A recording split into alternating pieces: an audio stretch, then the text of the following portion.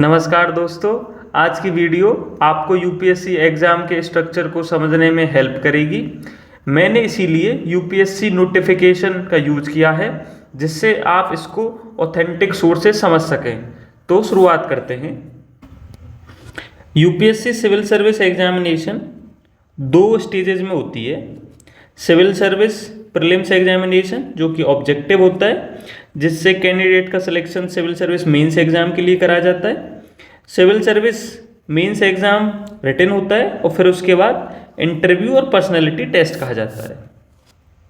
अगर मैं civil service examination की बात करूं तो इसमें दो पेपर होते हैं, दोनों ऑब्जेक्टिव बेस्ड होते हैं और हर एक पेपर के जो मार्क्स होते हैं वो 200 होते हैं, तो दो पेपर के 400 हो गए। और ये एज ए स्क्रीनिंग टेस्ट ही यूज करा जाता है, मतलब इसके मार्क्स जो है मेंस के मार्क्स में ऐड नहीं होते हैं। तो नंबर ऑफ कैंडिडेट्स जो सिविल सर्विस मेंस के लिए क्वालिफाई होते हैं प्रीलिम्स के बाद 12 से 13 गुने होते हैं, जितनी नंबर ऑफ वैकेंसीज उस साल उस एग्जामिनेशन के द्वारा भरी जानी होती हैं। कमीशन ने एक क्राइटेरिया बनाया है कि सिविल सर्विस मेंस एग्जामिनेशन में क्वालिफाई होने के लिए स्टूडेंट को जीएस पेपर 2 जो कि सीसेट है उसमें मिनिमम 33% मार्क्स लाने होंगे। और आपके जो मार्क्स हैं जीएस पेपर 1 में, जैसे जीएस पेपर कहा जाता है, वो मेंस के लिए काउंट करे जाएंगे, उसी के बेसिस पे मेरिट बनती है।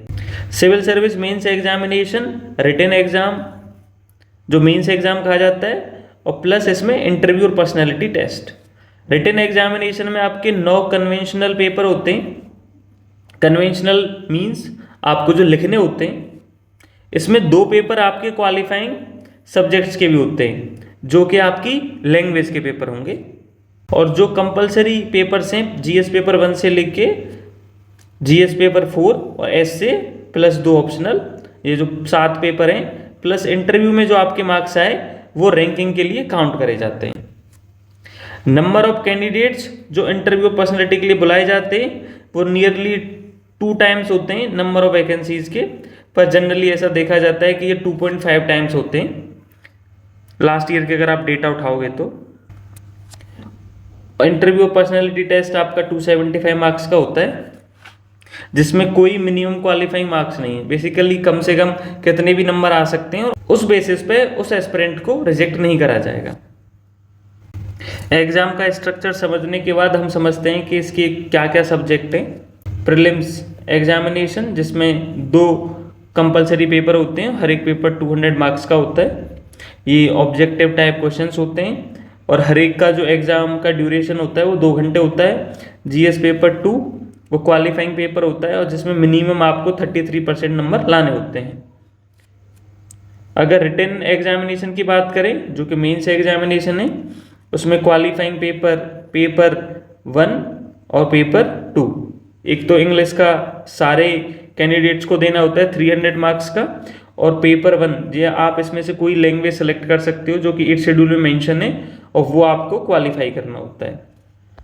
और जो पेपर मेरिट के लिए काउंट होते हैं वो पेपर 1 मीन्स एस से, paper 2 GS paper 1, GS paper 2, GS paper 3, GS paper 4 और ऑप्शनल के आपके 2 सब्जेक्ट। ये जो लैंग्वेज के पेपर होते हैं ये 300 मार्क्स के होते हैं, जबकि पेपर 1 एस से लेके ऑप्शनल तक हर एक पेपर 250 मार्क्स का होता है। तो हमारे 7 पेपर हो गए, तो 250 × 7 1750 मार्क्स के हो गए जो रिटन टेस्ट हैं। और पर्सनैलिटी टेस्ट आपका 275 मार्क्स का, तो टोटल जो है 2025 मार्क्स का हो गया। इसी के टोटल पे मेरिट लगती है। जो लैंग्वेज के पेपर होते हैं और जो इंग्लिश का पेपर होता है उसका जो सिलेबस होता है उसमें जो स्टैंडर्ड ऑफ क्वेश्चंस होता है वो मैट्रिकुलेशन लेवल का होता है, बेसिकली 10th क्लास के लेवल का होता है, और ये क्वालिफाइंग नेचर का होता है। मतलब आपको इसमें मिनिमम नंबर लाने होते हैं, तभी आपके जो मार्क्स ऑब्टेन जो दूसरे पेपर्स में हुए तभी वो काउंट करे जाएंगे रैंकिंग के लिए। और इसमें मिनिमम क्वालिफाइंग मार्क्स आपके 25% होते हैं। बेसिकली अगर आपका ये पेपर 300 मार्क्स का है और 25% आपको चाहिए तो 75 नंबर आपके आने चाहिए हर एक पेपर में लैंग्वेज वाले। आप पेपर 1 लैंग्वेज के लिए कोई सी भी लैंग्वेज आप चूज कर सकते हैं, जो कि हमारे 8 शेड्यूल में मेंशन है।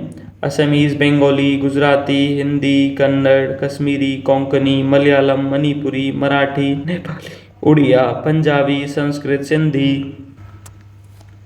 तमिल, तेलुगु, उर्दू, बोडो, डोगरी, मैथिली एंड संथाली। इसमें ये इधर स्क्रिप्ट का मेंशन है। और जो मेंस के ऑप्शनल के लिए जो जो सब्जेक्ट अवेलेबल हैं यूपीएससी के द्वारा, agriculture, animal husbandry, anthropology, botany, chemistry, civil engineering, commerce and accountancy, economics, electrical engineering, geography, geology, history, law, management, mathematics, mechanical engineering, medical science, philosophy, physics, political science, psychology, public administration, sociology, statistic, zoology, और इनमें से जो given language हैं इनकी literature, Hindi literature, Urdu literature, English literature. मैं आशा करता हूँ आपको इस वीडियो को देखने के बाद यूपीएससी के एग्जाम स्ट्रक्चर के बारे में आइडिया लग गया होगा। यूपीएससी प्रीलिम्स और मेंस में किस तरह से डिवीजन है, क्या क्या सब्जेक्ट्स हैं, कौन कितने कितने नंबर का आता है, तो एक बेसिक आइडिया लग गया होगा। अगले वीडियो में मैं प्रीलिम्स और मेंस के सिलेबस को डिस्कस करूंगा, जो कि न्यू एस्पिरेंट के लिए काफ़ी हेल्पफुल रहेगी। तो मिलते हैं अगली वीडियो में। Thank you for watching.